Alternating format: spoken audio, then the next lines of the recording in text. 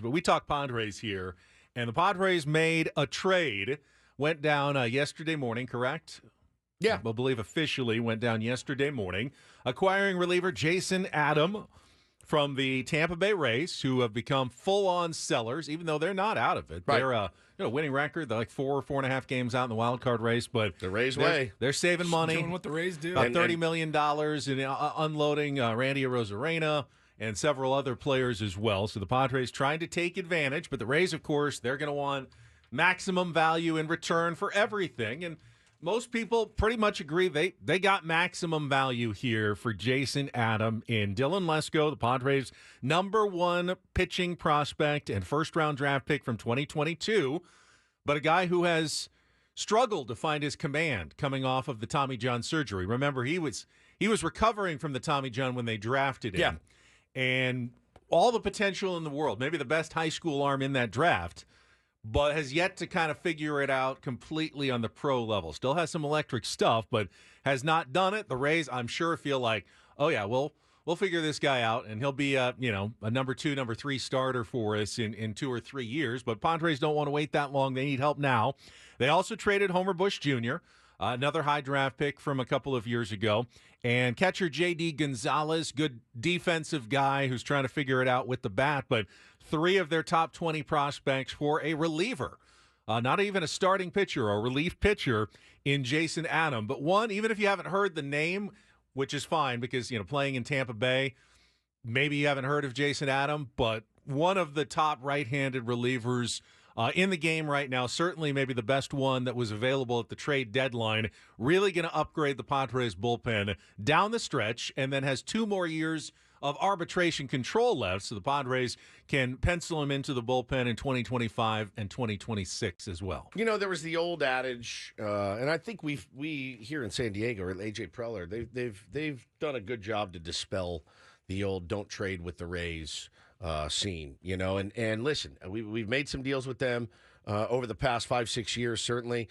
And, Ken Rosenthal even marveled. He said, one rival executive marveled at the ability of Padres general manager A.J. Preller to move Dylan Lesko for significant value, right? Like, coming off TJ, really, again, the command has been all over the place. 74 walks in 102 and 2/3 professional innings. But the Rays look at him and they go, okay, we'll take a crack at him. It's worth an 8th inning guy, a high leverage arm at the back end of our bullpen when we're probably not going anywhere on a project like Dylan Lesko. And they're going to throw in Homer Bush, who maybe we think we can help swing the bat a little bit better. And then they throw in J.D. Gonzalez. The more I look at it, I go, this is just straight up what we needed. We needed him. There's a chance that Dylan Lesko ends up being a big first-round bust. There's still a chance he ends up being a productive, number 2, number 3 starter. If he does, well, then the Tampa Bay Rays probably win this trade. If he's a bust, then the Padres got something pretty valuable for a guy that was never going to pan out. Call it the ultimate bird in the hand, Jason Adam, you know what you're getting, versus 2 plus Homer Bush kind of trade. I'd say, something like that. Oh, 2 plus Homer Bush. I got 2 in the hand, 1 in the bush. Something like that. Right. Yeah. Okay. Bush. But Very clever. You pretty much know what you're getting with Jason Adams. You absolutely Consistency, do. sub-3 ERA, 8th inning guy.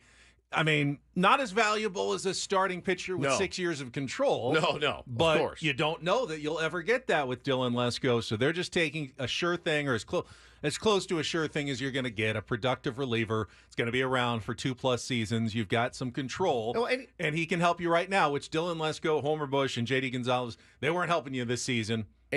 Probably next season. Anytime you see a 3-for-1, it immediately you go into retreat mode. Every time. It doesn't matter who it is or who it's for, you go, right? And once you really kind of break it down, listen, I remember everyone losing our minds because they traded Luis Patino, right? Like losing our minds.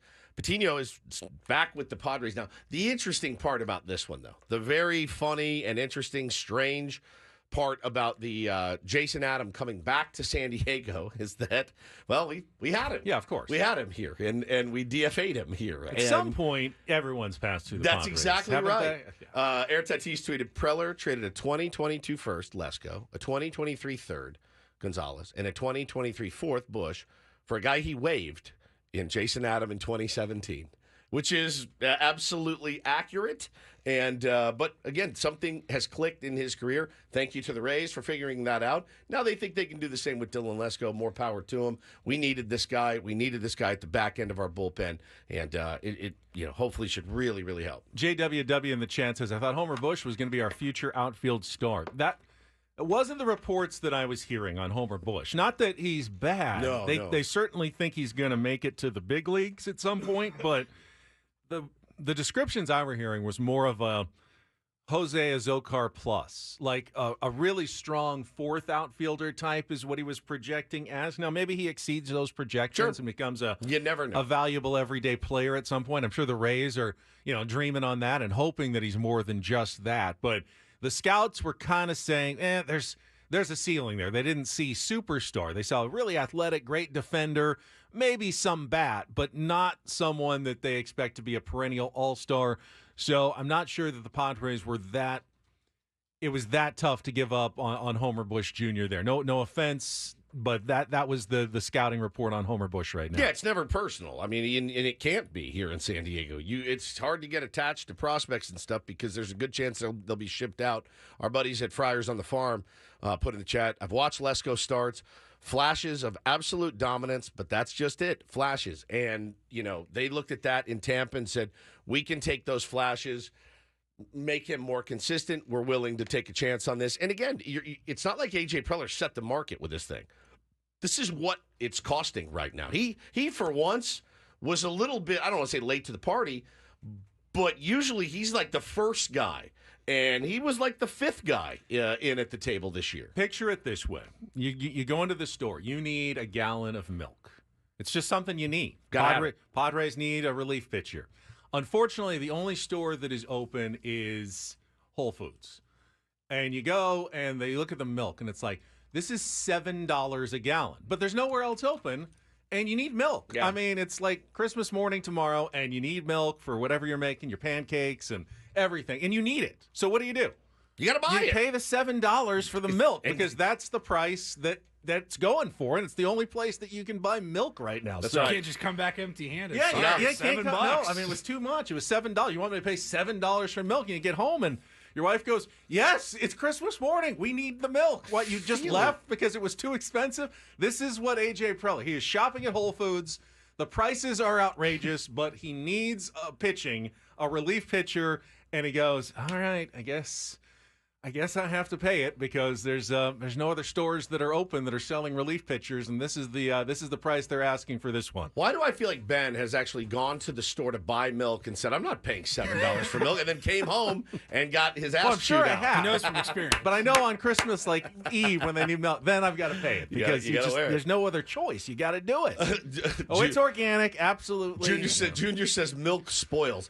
Yeah, but the expiration date on Jason Adam is 2 years, so that's what this we is the got kind it that for. comes in the big like glass jug of milk that's like, are you kidding me? I bought that. Speaking of, not to get too off topic, but I bought some of that glass jug chocolate milk at it was either Whole Foods or Lazy Acres once. See how the other half lives? And I did. I go, it looked so appetizing. And I was like, well, I'll just have a sip of this.